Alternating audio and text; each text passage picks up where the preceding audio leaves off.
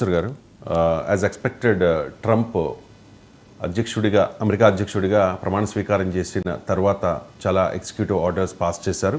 దానిలో చాలా వివాదాస్పద సంచలన నిర్ణయాలు కూడా ఉన్నాయి. ఎన్నికలకు ముందు ఆయన హామీ ఇచ్చినట్టుగానే అక్రమ వలసదారుల మీద ఉక్కుపాదం మోపుతానన్నట్టుగానే ఇప్పుడు ఆయన యాక్షన్ కనిపిస్తోంది సార్. సో భారత్ మీద భారతీయులపై ఈ ఎఫెక్ట్ ఎంతవరకు ఉంటుంది అంటారు? అమెరికా వెళ్ళి అక్కడ అక్రమంగా నివసిస్తున్న భారతీయులపై అంటే అక్కడ నివసిస్తున్న వాళ్ళు రకరకాలుగా ఉంటారు. ఒకరు అక్కడ నివసిస్తున్న వాళ్ళు స్టూడెంట్స్ ఉంటారు, ఒక 3,20,000 మంది. అది మీకు వాళ్ళు కాక H1B వీసా పైన ఉన్న వాళ్ళు ఉంటారు. వీళ్లకు ఇబ్బంది ఏమీ లేదు, వాళ్ళు చట్టబద్ధంగా వచ్చిన వాళ్ళే. ఆల్రెడీ భారత సంతతి చెందిన అమెరికన్ పౌరులు ఉంటారు, వాళ్ళు 50 లక్షల మంది ఉంటారు, వాళ్ళకైతే ఎలాంటి ఇబ్బంది లేదు. ఇప్పుడు సమస్య ఎవరికి వస్తుందంటే అన్డాక్యుమెంటెడ్ ఇమిగ్రెంట్స్. అంటే ఏంటంటే 6 నెలలు టూరిస్ట్ వీసా కొరకు వెళ్తారు, అలాగే కంటిన్యూ అయిపోతుంటారు, ఇక ఇక్కడ పనిచేసుకుంటుంటారు. ఎందుకంటే గతంలో ప్రభుత్వాలు వారికి అడపాదడప పౌరసత్వం కూడా ఇచ్చారు. ఇప్పుడు ఈవెన్ బైడెన్ ప్రభుత్వం కూడా ఇవ్వాలని ప్రయత్నించింది. సో అక్కడ కూడా ఎలక్షన్లు, ఓట్లు, వీటి రాజకీయం అంతా ఉంటుంది కదా.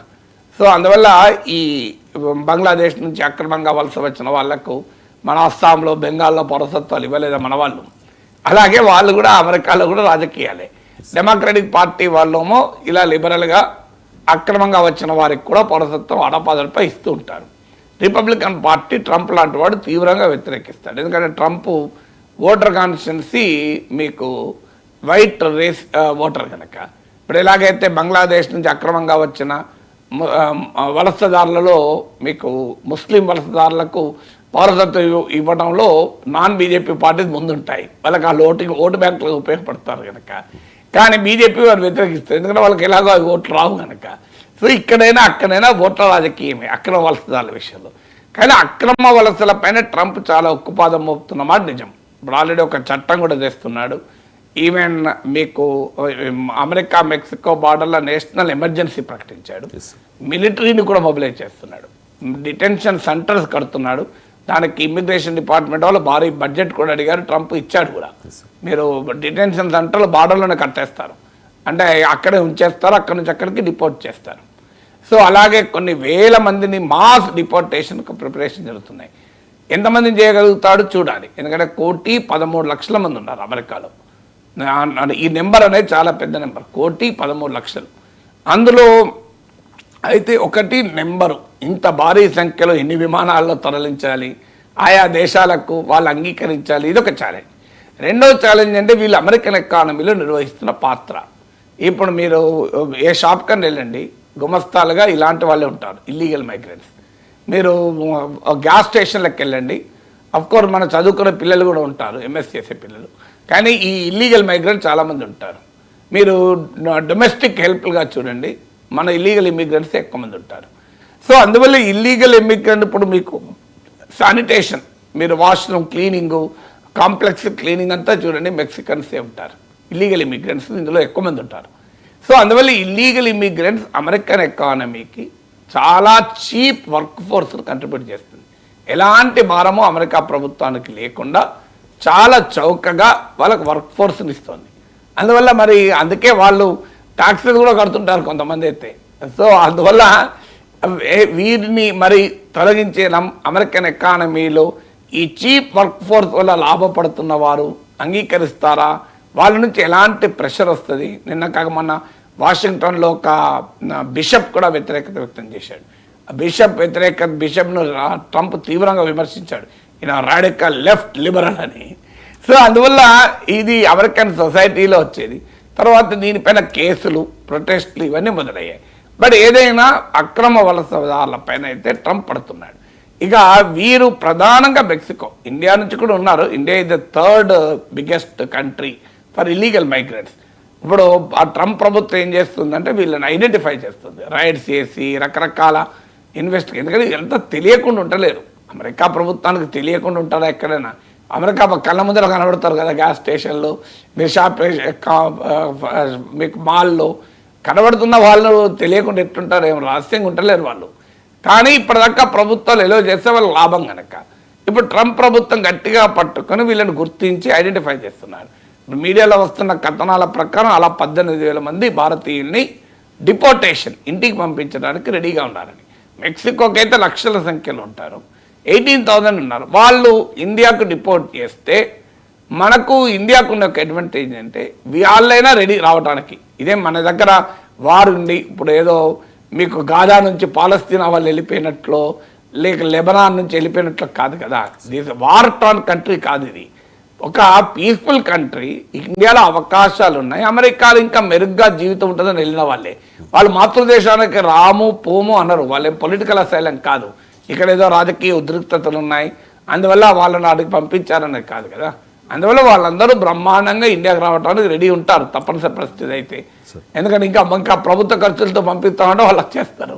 మన గవర్నమెంట్ ఆఫ్ ఇండియా కూడా మన ప్రియారిటీ ఇల్లీగల్ మైగ్రేషన్ కాదు.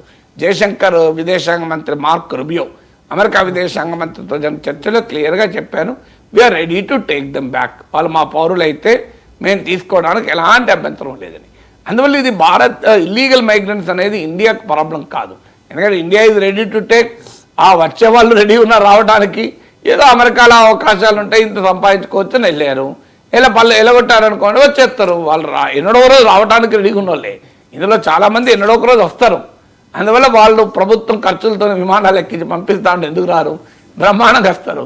సో ఇలా అప్పుడు చాలామంది వస్తారు. వచ్చినప్పుడు వీసా పైన ఇల్లీగల్ మైగ్రెంట్లకు ముద్ర పడుతుంది. వాళ్ళు 10 ఏళ్ళ దాకా మళ్ళీ పోరాదు, 10 ఏళ్ళ తర్వాత మళ్ళీ కూడా పోవచ్చు. ఆ ఫెసిలిటీ కూడా ఇచ్చింది అమెరికా. సో అందువల్ల ఇండియాకు ఈ డిపోర్టేషన్ అనేది ఇష్యూనే కాదు. మన వాళ్ళు డిటెన్షన్ సెంటర్లో ఉంచాల్సిన అవసరం లేదు. బ్రహ్మాండంగా వాళ్ళు రెడీ రావడానికి, మన ప్రభుత్వం రెడీ తీసుకోవడానికి. అందువల్ల ఎలాంటి అభ్యంతరం ఇల్లీగల్ మైగ్రేషన్తో ఉండదు. మనకున్న సమస్య ఏంటి అంటే birth right citizenship. Birth right citizenship వల్ల అమెరికాలో ఉండే H1B visa, green card holders వీళ్ళకు పుట్టే పిల్లలకు ఆటోమేటిక్గా సిటిజన్షిప్ వచ్చేది ఇప్పటికీ. ఇది ఇప్పుడు ట్రంప్ తీసుకున్న తాజా నిర్ణయం వల్ల రాదు. కానీ అది కూడా కోర్టుల్లో సవాల్ చేశారు. ఇప్పుడు 22 రాష్ట్రాలు సవాల్ చేస్తాయి. లీగల్గా అది ఎంత మేరకు టెనబులా తెలియదు, అనుమానమే. ఇప్పుడైతే అది అమలు కాదు, 30 రోజుల తర్వాత అమలవుతుంది. కానీ ఈ డెసిషన్ వల్ల ఆపరేషన్ చేయించుకునైనా సరే ఈలోగా అంటే ఫిబ్రవరి 20th లోపల కనేద్దాము అని చెప్పేసి చాలా మంది ప్రిపేర్ అవుతూ ఉన్నారు. అంటే అది ఉంటారు, ఎందుకంటే ఎర్లీ డెలివరీ. అదే 30 ఎర్లీ డెలివరీ. కొంత మన మీడియాలో ఎగ్జాగరేషన్ కూడా ఉంటుంది, ఆసుపత్రిలో పరిగెడుతున్నారని. కామన్ సెన్స్ అడుగుతాను రవిశంకర్ గారు, 9 months తర్వాత డెలివరీ కావాలి.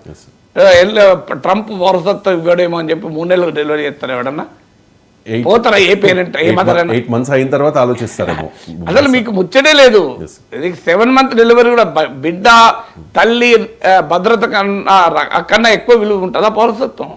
ఇది ఏదో మన పత్రికల్లో ఎగ్జాగరేషన్లకు మనకు మీడియా కేంద్రం అలవాటు. ప్రతి దాంట్లో ఎగ్జాగరేషన్ చేస్తారు, పరుగులు తీస్తారు ఆసుపత్రులకు డెలివరీ అని. ఎట్లా చేస్తారండి? నాకు కామన్ సెన్స్ చెప్తుంది కదా, 9 months నిండంది చెయ్యరు. అయితే అమెరికాలో వచ్చే వరకు ఏంటంటే వాళ్ళకి సిజేరియన్లు చాలా తక్కువ, మీకు నార్మల్ డెలివరీనే చేస్తారు. మన దగ్గర డబుల్ కొరకు C సెక్షన్ చేస్తారు, చేయరు. అమెరికాలో ఏంటంటే డెలివరీకి కూడా చాలా పద్ధతి ప్రకారం జరుగుతుంది. సో మీకు అంత ఈజీగా పోయి డెలివరీ ఏమంటే చేయరు. నీకు బిడ్డ సెక్యూరిటీ తల్లి సెక్యూరిటీ లేకుండా చేయరు. అందువల్ల మీరు ఏదో డెలివరీకి పరుగులు తీసినట్టు రాస్తున్నారు. మ్యాక్సిమం అయితే ఏముంటుంది, ఇప్పుడు ఉదాహరణకు February 20th డేట్ ఇచ్చారు, February 25th డేట్ ఇచ్చారు అనుకున్నాం. డాక్టర్ దగ్గర వెళ్ళొచ్చు February 18th డెలివరీ అవుతామని. ఇప్పుడు ఎందుకంటే January 20th నాడు ట్రంప్ ప్రమాణ స్వీకారం చేశాడు. అమెరికాలో ఉన్న అన్ని కంపెనీలు అలాగే విద్యా సంస్థలు అందరూ తమ స్టూడెంట్స్కు తమ ఎంప్లాయీస్కు నోటీసులు ఇచ్చారు, రిటర్న్ బై January 20th అని.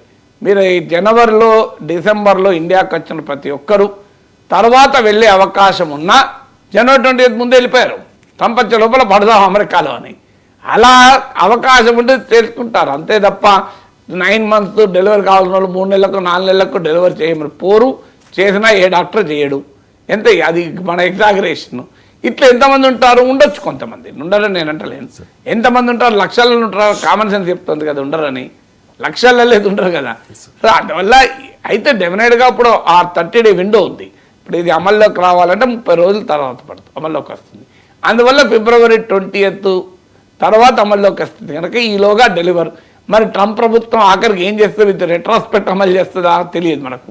అంటే ఇదివరకు పుట్టినా కూడా వారికి పౌరసత్వాన్ని రద్దు చేస్తామంటదా? We don't know. సో అందువల్ల ఇవన్నీ చూడాలి. అయితే అందువల్ల మనకు legal migration issue, birth right citizenship issue మన వాళ్ళకు, ఆ వీసాల ఇష్యూ 3 మనకున్న ఇష్యూస్ 3. ఒకటి legal skilled H1B legal migration, అక్కడ వీసా H1B వీసాలు తగ్గించడము, ఈవెన్ టూరిస్ట్ వీసాలు. నిన్న జయశంకర్ చెప్పాడు, ఒక టూరిస్ట్ వీసా కొరకు 6 నెలలు వెయిట్ చేయాల్సి వస్తుందండి. ఆశ్చర్యంగా ఉంది. ఇప్పుడు అమెరికాకు టూరిస్ట్గా వెళ్తే అమెరికాకే లాభం కదా, మనకు కాదు కదా. కానీ ఇవాళ మీరు టూరిస్ట్ వీసా పైన అప్లై చేసినా, పిల్లల దగ్గర చూస్తానికి వెళ్ళాలనుకున్నా కూడా 6 నెలలు, 3 నెలలు, 4 నెలలు వెయిట్ చేయాలి. ఫస్ట్ టైం అయితే 6 months మీకు అపాయింట్మెంట్ దొరకదు, వీసా అపాయింట్మెంట్. సో దీన్ని అడ్రస్ చేయమని మన జయశంకర్ చెప్పారు. అది నిజంగా కన్సర్న్. ఎందుకంటే ఈ మధ్య కాలంలో భారతీయులు చాలామంది అమెరికాలో ఉన్నారు కనుక, ఇప్పుడు 50 లక్షల మంది ఉన్నారు. బంధువులు చాలామంది ఉంటారు, బంధువుల దగ్గరికి వెళ్ళడానికి ఉంటారు. ప్రతి కుటుంబంలో మీరు తీయండి, మా కుటుంబంలోనే మా దగ్గర బంధువులు 30 మంది ఉంటారు. మీకు నా కొడుకు అక్కడే ఉన్నారు, మా చెల్లె కూతురు అక్కడే, మా అక్క 2 కొడుకులు అక్కడే, మా మేనమా పిల్లలు అక్కడే, మా మేనత్త పిల్లలు అక్కడే. ఇంతమంది మా కుటుంబంలోనే ఉన్నారు. సో అందువల్ల ఇంతమంది ప్రతి ఒక్కరి కుటుంబంలో ఉంటారు. సో వాళ్ళందరినీ చూడటానికో కలవడానికో వెళ్ళాలని కోరుకుంటుంది కదా. సో వాళ్లకు వీసాలంటే చాలా మీకు మొదటిసారి వీసా ఇబ్బంది ఉండదు, 10 ఏళ్ళ వీసా ఉంటుంది. ఇప్పుడు నాలంటోడికి 10 ఏళ్ళ వీసా ఉంది, మల్టిపుల్ వీసాస్, ఎన్నిసార్లు పోవచ్చు, ఎన్నిసార్లు రావచ్చు. కానీ ఫస్ట్ టైం వీసా అప్లై చేయాలంటే 6 నెలలు పడుతుంది. ఇవి మన కన్సర్న్స్. మన concerns is not illegal migration. మన కన్సర్న్ స్కిల్డ్ మైగ్రేషను, మన concern number of visas, tourist వీసాలు, ఇన్ని రకాల వీసాలు. మన కన్సర్న్ అనేది birth right citizenship. Illegal migration మనకి ఇష్యూ కాదు, అది మెక్సికోకి ఇష్యూ. అందువల్ల అది ట్రంప్ కూడా ఇప్పుడు పడుతున్నది ఇల్లీగల్ మైగ్రేషన్ పైన. మీకు బర్త్ రైట్ సిటిజన్షిప్ ఆల్రెడీ పడ్డాడు, అది కోర్టులో పడింది.